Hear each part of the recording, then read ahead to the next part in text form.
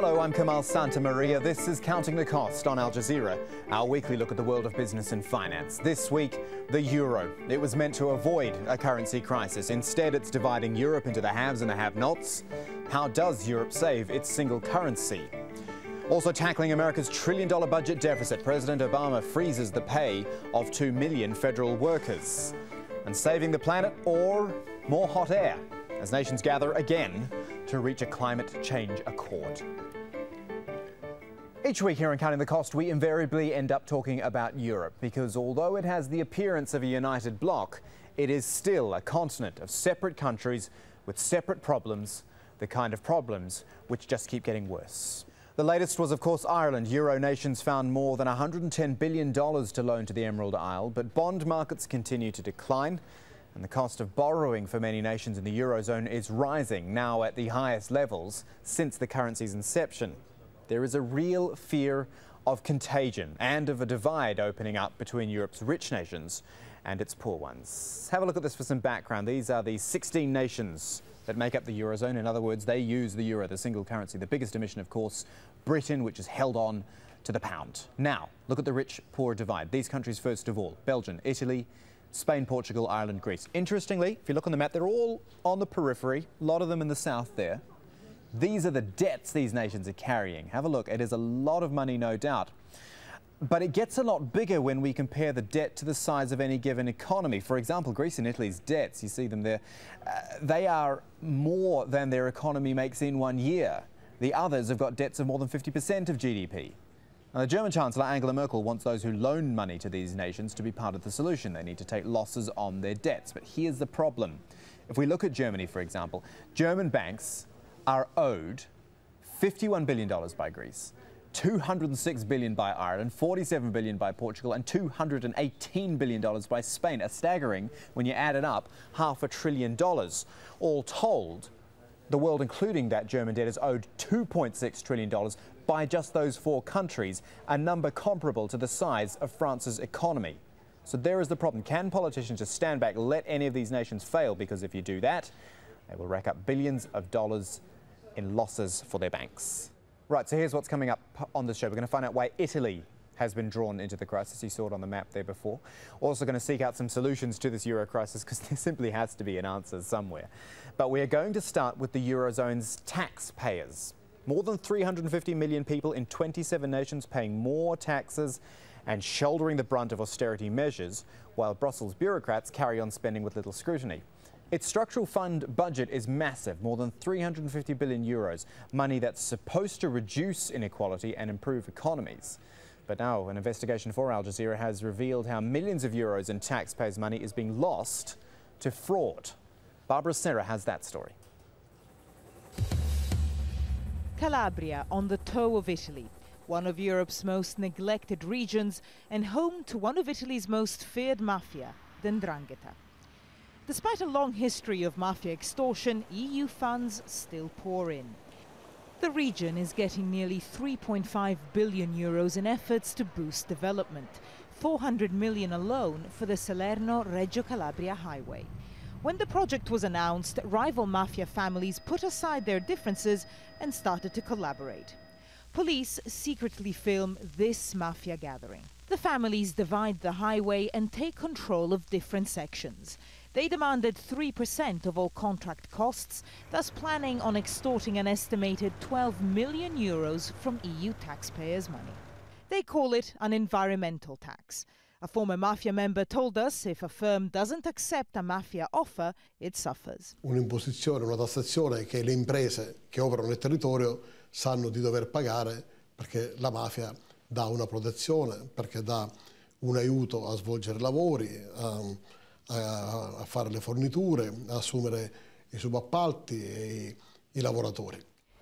But the mafia doesn't just use extortion. Here in southern Italy, Al Jazeera's investigation has uncovered the biggest fraud. A scam known here as Law 488, where large amounts of EU cash could be applied for on-paper proposals alone, directly available through local banks. All the mafia had to do was to get those banks and local authorities to sign off. And in this region, control of key people is something the mafia excels at. Once the mafia had the EU money, the projects never happened. We have found half of the 7,000 companies that received grants have now disappeared. In Brussels, the organization charged with investigating fraud is Olaf. With 20-odd investigators having to cover 27 member states, Olaf is hopelessly understaffed. But members of the Budgetary Control Committee aren't impressed. We have member states which actively block Olaf. We have member states which have no interest in really having fraud cases detected and also taking some action. It seems once funding has been handed over, the European Commission walks away from their responsibility. They say they have insufficient power and resources to police those that get the money. At a time when so many Europeans are angry about being forced to tighten their belts, huge amounts of taxpayers' money is being stolen by fraudsters, and the EU is letting them do it. Right, let's talk more about the Euro's problems. In Brussels is Wolfgang Manchau. He is from the economic analysis group Euro Intelligence, also the associate editor of the Financial Times. Lots to talk about, Wolfgang. Let's start with Italy. What is it that has drawn Italy now into this Euro crisis? It's essentially a realization by investors that the Eurozone is no longer safe. European governments have been thinking short-term in the way they resolved the crisis. There was a genuine crisis in Greece. They didn't treat it as a long-term solvency crisis, which it is. Greece is essentially a solvent, but they treated it as a liquidity crisis. They pumped money in and didn't address any of the problems.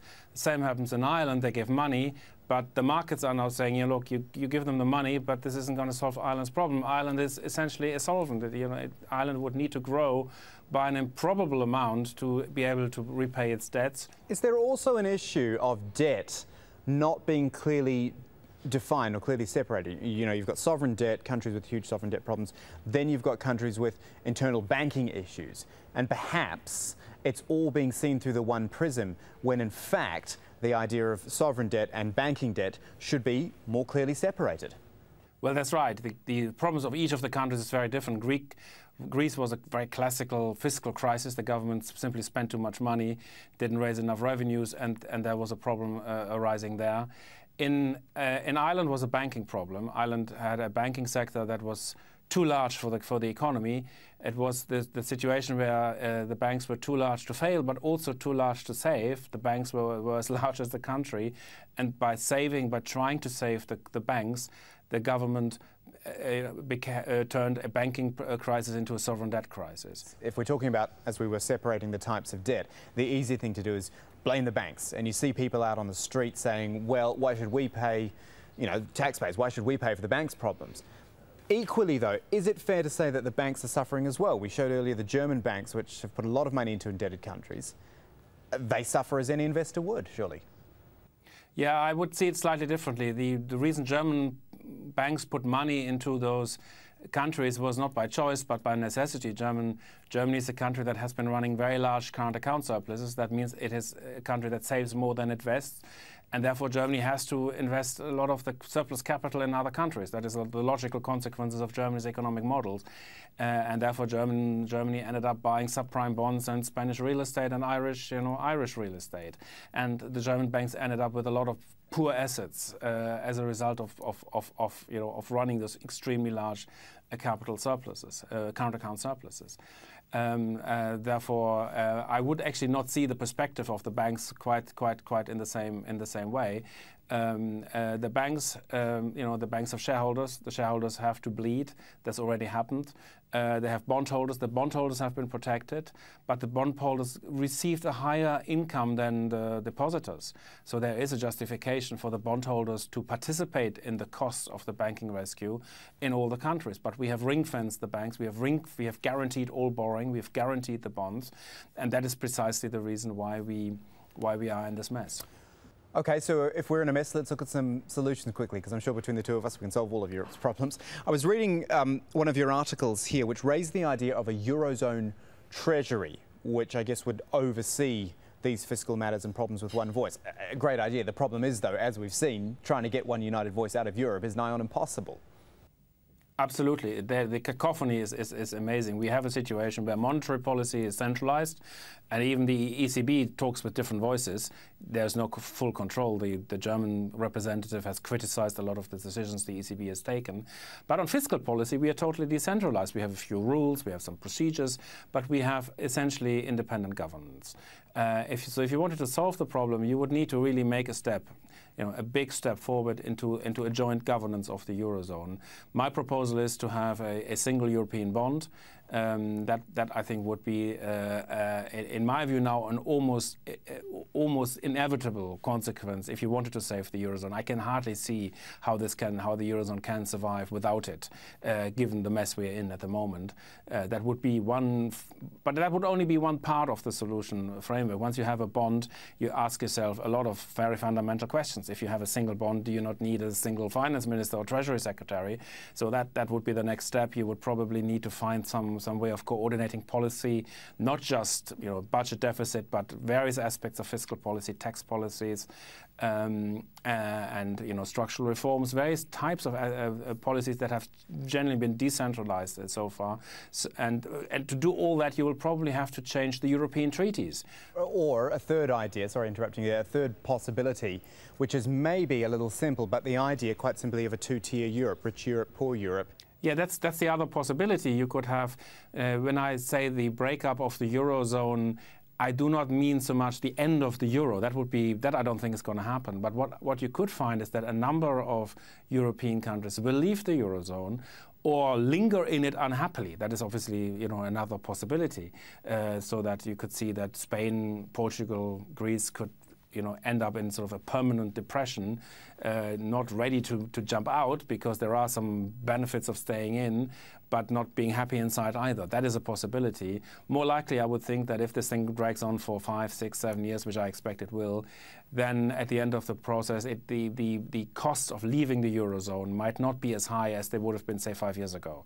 So that a group of countries, not just one country, but a group of countries would split up from the Eurozone and form its own currency union or have its own floating arrangements or join the exchange rate mechanism or have some other regime in which they could devalue, which is really what these countries need. That is Wolfgang Manchau there from Euro Intelligence in Brussels. Thanks so much for your time.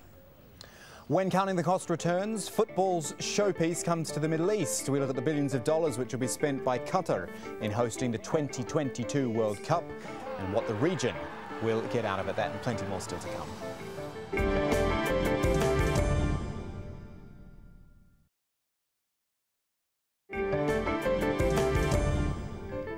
Welcome back to Counting the Cost, your weekly business stop right here on Al Jazeera. Managing budget deficits and debt isn't just a European preoccupation, of course. The US President Barack Obama sent a top Treasury envoy to some of the Eurozone capitals to hold talks about their crisis. Of course, the United States has got its own problems, namely a budget deficit of $1.3 trillion. Just how do you deal with that? Well, first, President Obama announced plans to freeze the pay of 2 million civil servants, a move that will save $5 billion over the next 2 years. But then there's an ongoing argument over who should get and keep tax cuts, which are showing up across the political divide, while a bipartisan team has delivered its prescription for cutting the national debt of $14 trillion. It's all a little complicated. Let's try to make some sense of it with our White House correspondent, Patty Culhane there in Washington, D.C. Lovely to see you, Patty. Thanks for coming on. Pay freeze for 2 million public sector workers. What's that going to do? Well, the president was co-opting a promise that the Republicans made on the campaign trail that was very popular. It'll save $2 billion for the rest of this fiscal year, and that sounds like a lot of money by freezing these salaries. But if you consider what the deficit was for just the last fiscal year, the one that just ended, $1.3 trillion, $2 billion really doesn't even make a dent in it, not even a little one. And there is, Patty, that headline figure of $14 trillion, which, I mean, it's kind of hard to wrap your head around that. Can you do that for us? It is incredibly difficult. I mean, it's so much money. But if you ask Americans why they voted in this last election, 2/3 will tell you they voted for their candidate because he or she promised to do something about the national debt. Still, if you ask them, okay, name me a number, that 13.7 trillion, almost 14 trillion, probably most couldn't do that. And that's because it is just such a huge number. But the United States is paying quite a price even right now for the national debt, $413 billion. That's just just an interest payment. To put it in perspective, it's 62% of GDP. That's according to the U.S. figures. But if you look at what the International Monetary Fund says about the total debt, the gross debt, they are predicting that it'll be more than 100% of GDP by 2015. So pretty much any economist will tell you that that is simply unsustainable. You know, the argument in Washington used to be that we have to do something about the debt or it's going to impact our children and our grandchildren. Interestingly, you don't really hear that argument anymore. People are now starting to talk about a genuine crisis if the bond market loses faith in the U.S. government, in the dollar, and people are saying words that most people can't understand, like economic catastrophe and economic collapse. Tax cuts, Patty, let's talk about that. I guess the idea is that you put a tax cut in, you stimulate the economy because people have got a little bit more money in their pocket. I mean, is that, do politicians see that as an effective way of stimulating the economy in the US?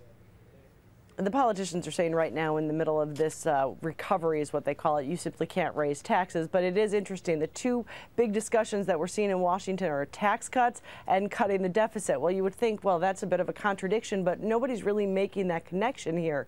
Basically, with tax cuts, they're fighting over just who should pay less, which income tax brackets should pay less. And it's likely that they'll compromise and say pretty much everybody gets to pay less. Well, if you ask any of the analysts, they'll tell you that that will cost $4 trillion over the next decade. And at the same time, this presidential commission that's looking at how to tackle the debt, they've come up with a plan to get rid of $4 trillion of debt over the next 10 years. And it is a massive change. It would pretty much impact every program in Washington that's never been touched because it either has a very powerful lobby or it's incredibly popular with the public. We're talking about changes to the retirement benefits, health care for the poor and the elderly, farm subsidies, foreign aid, mortgage deductions when you take out a home loan for your taxes. I mean, pretty much every program that is sacred would have to be impacted to save this $4 trillion. But if you ask Americans, although they want something done with the deficit, if you ask them in polls, do they want to see any of these cuts, they almost overwhelmingly say, no, we don't want to see those cuts. So there's quite a bit of question about whether or not the politicians will have the political will to go ahead and do this, even though they all say that something needs to be done. Doing it, even though that would be very unpopular and could cost them their re-election in 2 years, well, it remains to be seen if they'll have the political will to do that. That's Patty Culhane, our White House correspondent, joining us on Counting the Cost. Thanks, Patty. My pleasure. Staying in the Americas, in the United Nations Climate Change Conference, which is on in Mexico. Of course, follows last year's summit in Copenhagen, which was not exactly a success. And so in stark contrast to COP15, as it was known, this get-together comes with rather low expectations of any real progress. Mariana Sanchez has this report now from Cancun, where there's little belief this meeting would produce much more than hot air. The farmers of Mexico want their voices heard. Marching through the streets of Mexico City, they say they are already victims of climate change. Climate change made us lose our harvest this year because of the floods, plagues and freezing temperatures. Those are the effects of contamination and climate change. Farmers say negotiators in Cancun must take immediate action. And looks forward to working. The talks are now focusing on money, getting it to poor nations to help them reduce their greenhouse gas emissions. Last year, countries pledged $100 billion to be distributed by 2020 among those countries. What the money is being used for is one concrete action on the ground, starting now, both in terms of helping developing countries develop on a low emission track, on a low pollution pathway, also to help them adapt to the consequences of climate change they're already suffering from. This is considered an achievable goal by many here, one that could pave the way for success in Cancun. But Bolivia says developed countries must do more to actually lower their emissions. Its ambassador to the United Nations says a special climate court should be established. If this situation continues, Bolivia will take a higher legal step because that's what merits. We'll be looking for international courts, but at the same time we will promote creating a new court much more rigorous and specialized in climate change. One concrete action for Cancun, extending the expiring Kyoto Protocol, faces opposition from Japan, which could stall further action. Optimists here believe that by implementing a structure to distribute the money among poor countries would be a success for a summit of such low expectations. But the skeptics point out that the climate conference should not only be about mending mistakes of the past, but by committing towards a new global agreement that could save the planet.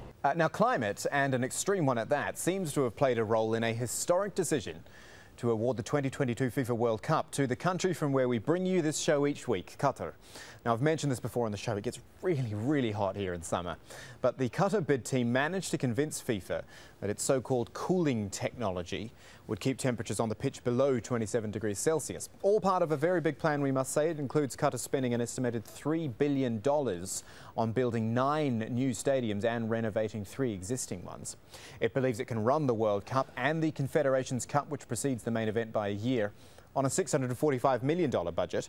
Then you've got the new airport, the new seaport, the metro network, the roads. It's all easily doable, though, in a country with projected economic growth of 15.5% this year, perhaps up to 21% in 2011. Imagine what it'll be by the year 2022 when the World Cup rolls around. Nick Clark has this report now on a bid backed by billions. Where once there was only sea and sand, today the gleaming capital of a country made fabulously rich by natural gas. And now the desert city has to deliver a dream, a World Cup in 12 years' time. There is, of course, much to overcome, not least that almost impossible searing heat. Right now it's approaching midwinter and it's still 30 degrees Celsius. Think of midsummer when the tournament will be held. Temperatures can exceed 50 degrees Celsius with almost staggering humidity.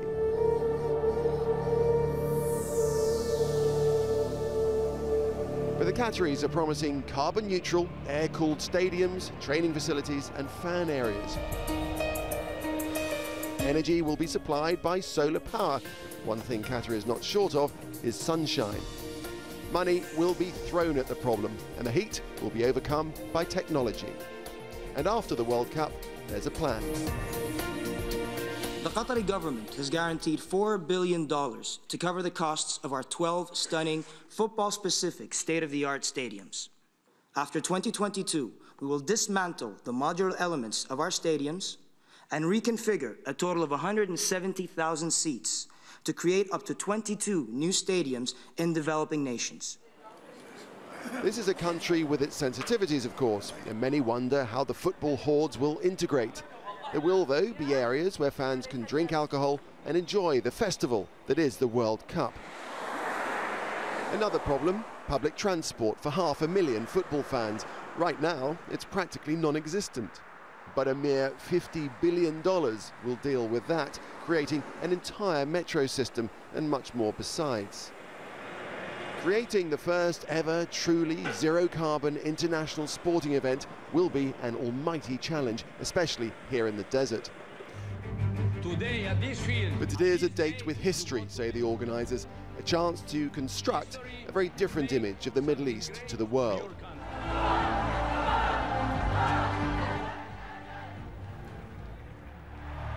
Yeah, and I tell you what we're all very excited about as well here in Doha. Almost done for this week. Don't forget, though, if you want to get in touch with us, jump online, get tweeting. There we are at AJ Counting Cost. We post updates on the show there, blogs, links to interesting stories. By far the easiest way to get in touch with the show. But that is it for this edition of Counting the Cost. I'm Kamal Santamaria from the whole team. Thanks for joining us. The news on Al Jazeera is next.